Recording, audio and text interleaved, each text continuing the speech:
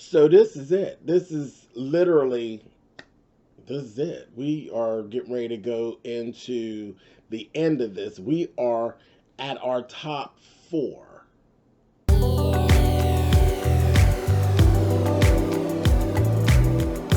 I'm like, come on through, Cookie. I'm going up on my soapbox. That's basically it. Let's talk about drag and all its forms.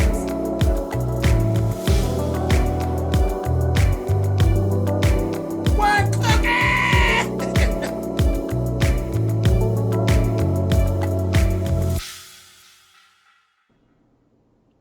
Hey guys, thanks so much for clicking on the video. This is my review for RuPaul's Drag Race All-Stars. This is season 5. This is episode 7. We are at the last 4 girls. We got Cracker, Blair, Juju, and Chez. And this is what our top 4 looks like. It's like, okay, we found out Cracker actually did choose Alexis as well to send home. Everybody had chosen Alexis in the box except for one, and that one was a choice for Blair, which they said, well, that was probably Alexis's vote. But everybody else voted for Alexis. Chez actually did make a comment that let us know that she's not sure. She still is confused as to whether or not Alexis was lying. And again, I still say it ain't over. The fat lady has not sang anything yet. I still don't think we've heard the last of this little situation because it was just too juicy to let go. And y'all know how Ru is. Ru, watching them tapes, but it's too juicy to let go. It's reality television gold. So I don't think we've heard the last of this.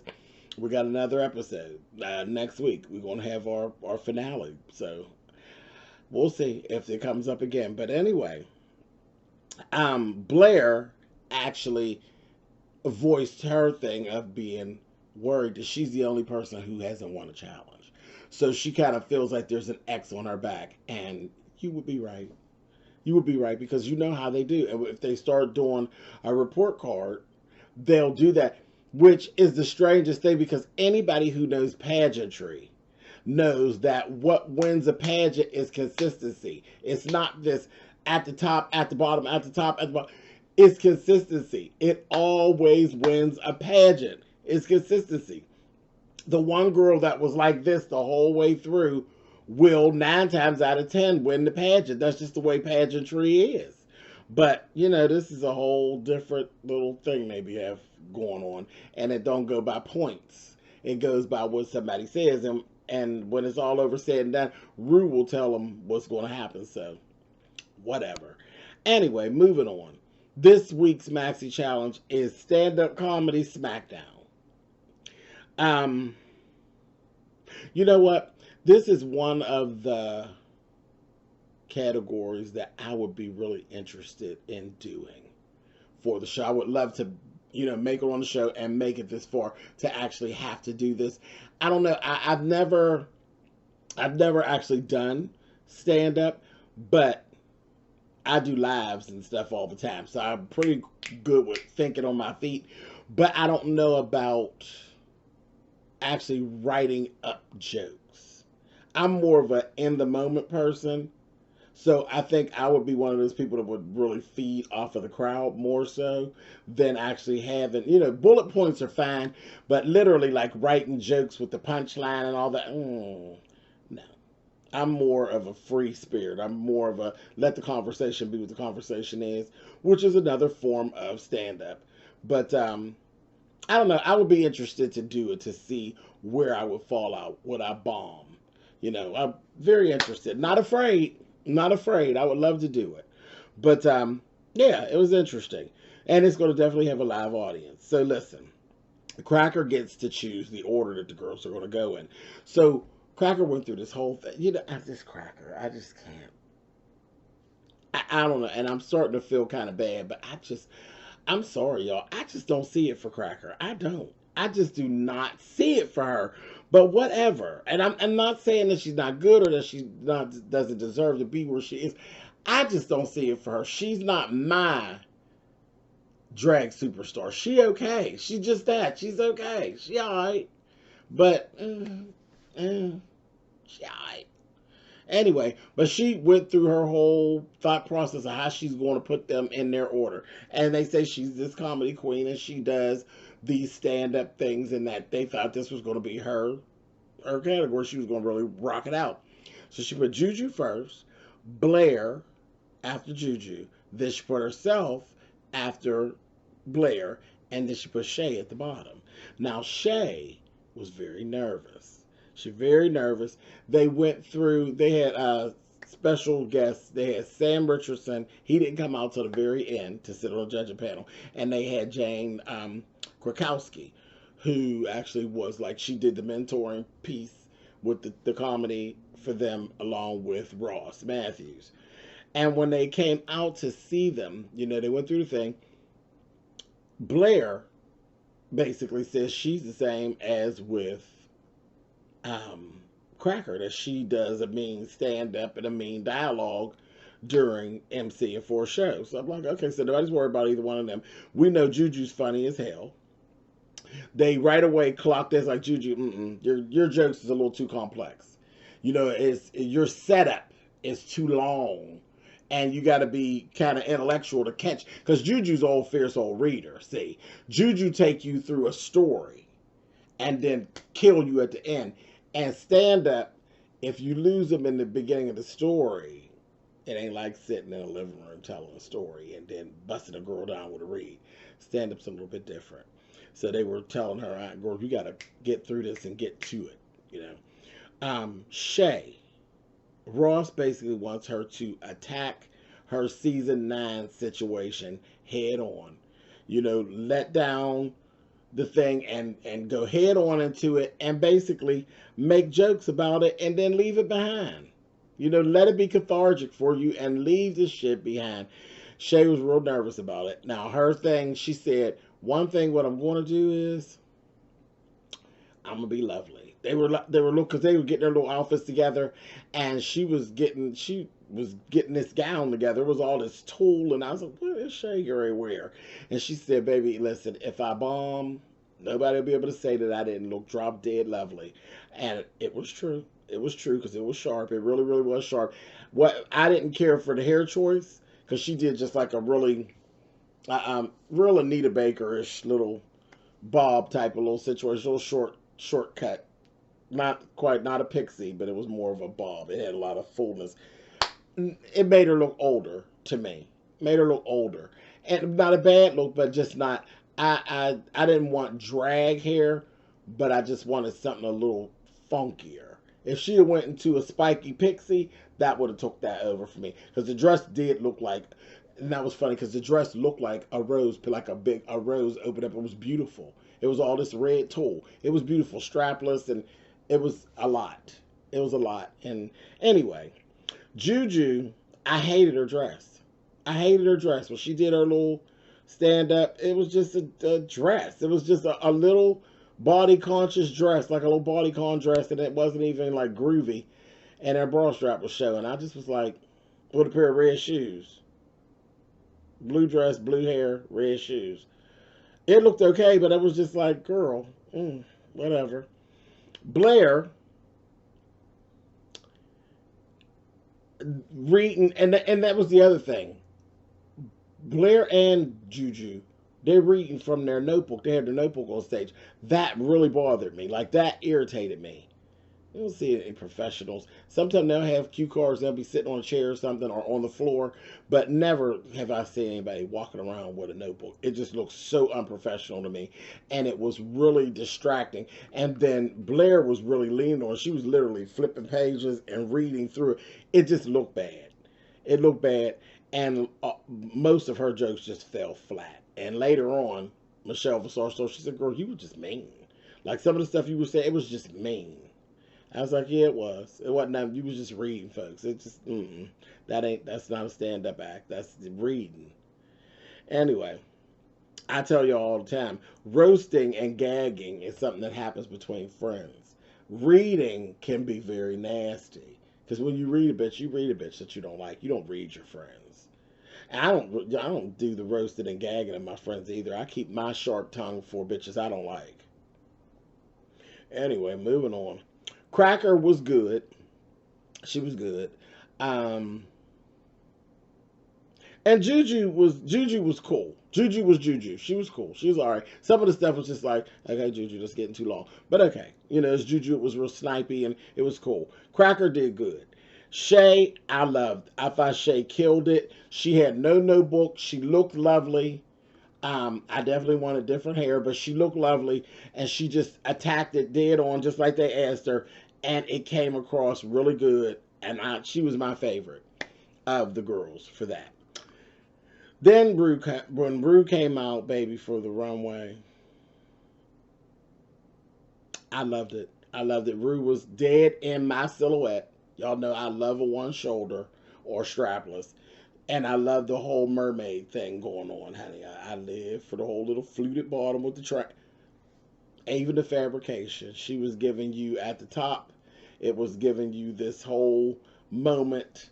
And then it went from an up here waist and it was cut on a lopside and it was like a black velvet at the bottom.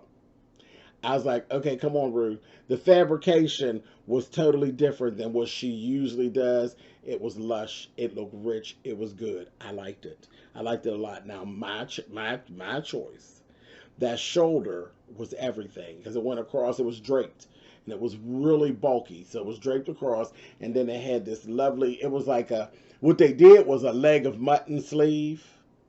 But for me, I wouldn't have done that. I would have kept the whole leg of mutton feel at the top, but I would have just draped it and left the sleeve part off and just left her arm bare underneath and just let the fabric drape because with the sleeve, it looked a little cumbersome.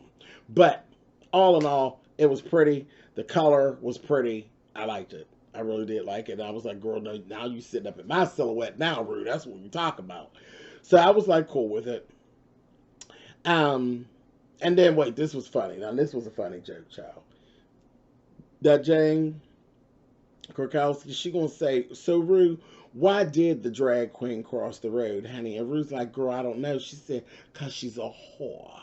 I said, oh, that's a good joke, bitch. I fell out laughing. That was funny. It was funny and crass, honey. I liked it. Anyway, moving on. So the runway was freak out. It was freak out.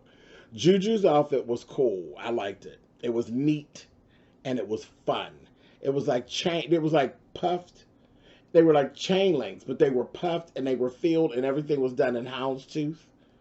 And it was different size houndstooth and different colors. And then she had like a dunce cap and it was very vivacious. Her headpiece was very vivacious. I loved it. And then she had 10-inch heels. The boots, it went down into the boots. The boots were made into the outfit. It's a jumpsuit. It was sharp. I liked it. I did like it. Crackers, the opening was very interesting. It was very goth and very Saw. It felt very horror movie-esque, very American Horror Story-esque. And then the reveal was like, eh. She, her makeup was like a zombie. Her hair was real long, Crystal Gale long. And then she just had a black and gray, it was a beaded jumpsuit. I thought the reveal was a letdown. The opening, the coat, and the mask was everything. Like I said, it was very AHS driven.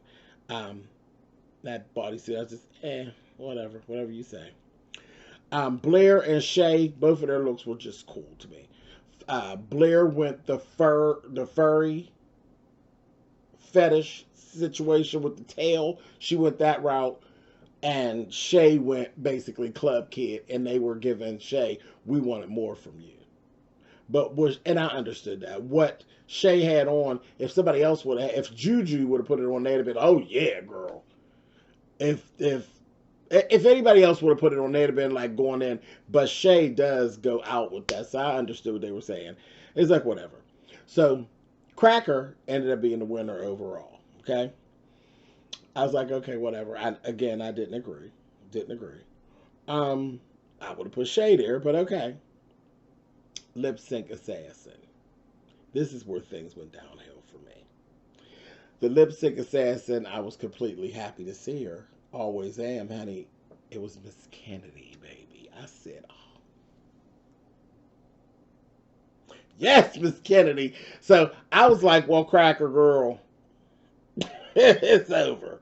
And Cracker knew it was so. That was funny too. That was real funny. Hey, when Cracker sang Kennedy, she said, "Oh, really, child?" And she turned around and walked off the stage. And that's how I felt. Girl, keep going. Don't turn back around. Keep going. Let's just see Kennedy perform and let's move on. Because, bitch, no ma'am.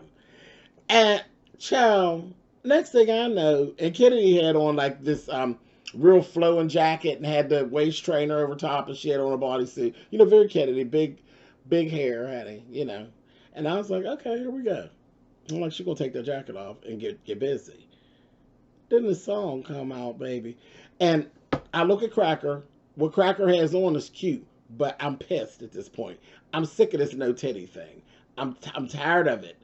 I am tired of the no titty thing, and I'm gonna tell you what the thing is with this no titty thing. People pull that no titty thing because they don't have to deal with no bra, and they don't have to worry about about sweating in their breast pads falling or anything like that. So they just slide on. Y'all not slick with this not wearing titties thing. I ain't with the flat-chested drag thing. I think it's lazy and it's shiftless. It is what it is. Figure it out. Have your breasts made into your dress or whatever it is you're going to do if you're going to go backwards. But this flat-chested shit, I've had enough of it. A complete enough of it. And the song was Reba McEntire. So now you standing up here, you going to tell me you going to do Reba with no titties? I wasn't here for it. Cute dress and all that, but I wasn't here for it. Now, this is the thing. This was a waste. This was a waste of a lip sync assassin. Because the song Fancy, Reba McEntire, well, of course we know Kennedy can lip sync. But that ain't what we be calling on Kennedy for. Baby, we want to see Kennedy get in. We want to see Kennedy go off. Kennedy is known as the dancing queen. When people talk about dancing queens, Kennedy Davenport's name is at the top of the list. She's at the top of the list. She sits right up there with Trinity and all those girls. Those girls are at the top. If, you know, we want to see Trinity bust out with some Beyonce. We don't want to see Trinity do no Halo. We want to see Trinity get in formation. Same thing. When Kennedy come, we want to hear some house music and we want to see the bitch go in. Either house music or disco and see the bitch go in. Y'all don't come out here giving me no Reba McEntire. And then Cracker beat her flat out. Cracker beat you, Kennedy. And I ain't mad with Kennedy. Kennedy did what Kennedy could do. Even with what she had on could have been fine for a country, but that ain't even what we was looking for. Why you bring Kennedy in here for this? Now, you really want to shake it up and do some Reba McEntire? You should have brought Trinity, the body, Trinity.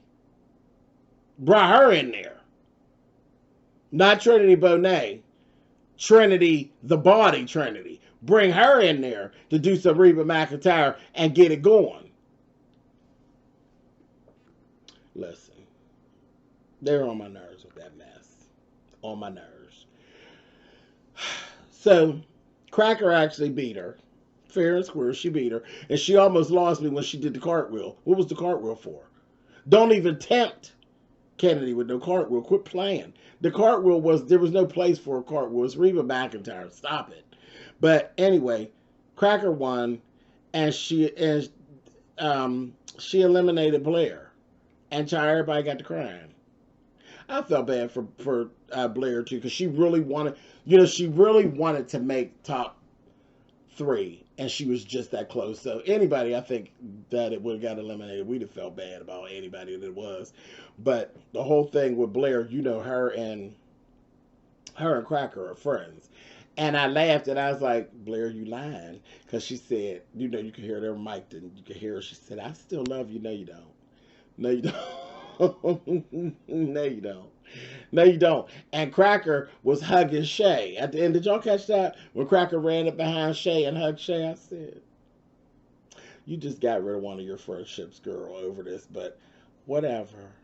whatever, however, this is the way this game is played, honey. Somebody's going to lose a friendship. Anyway, but yeah, I'll see y'all. Child, Rue got this little phone call, but we don't know who the hell was on the phone. I said, he answered the phone. He's like, what? Okay, get us all hyped up. And then next thing you know, we hear, I am American, American, American. And it went on off. I was like, Rue, I'm going to punch you in your shit. You playing. Anyway, I'll see you all for the finale next week. I'm mad. It got over too soon. This season has been really, really good. I love this whole twist of the unknown lipstick assassin. That was, whoever thought that up, brilliant. Absolutely brilliant. And I've loved every minute of it. But they did waste my girl, Kennedy, honey. Anyway, all right, y'all. I'll catch y'all next week. Later.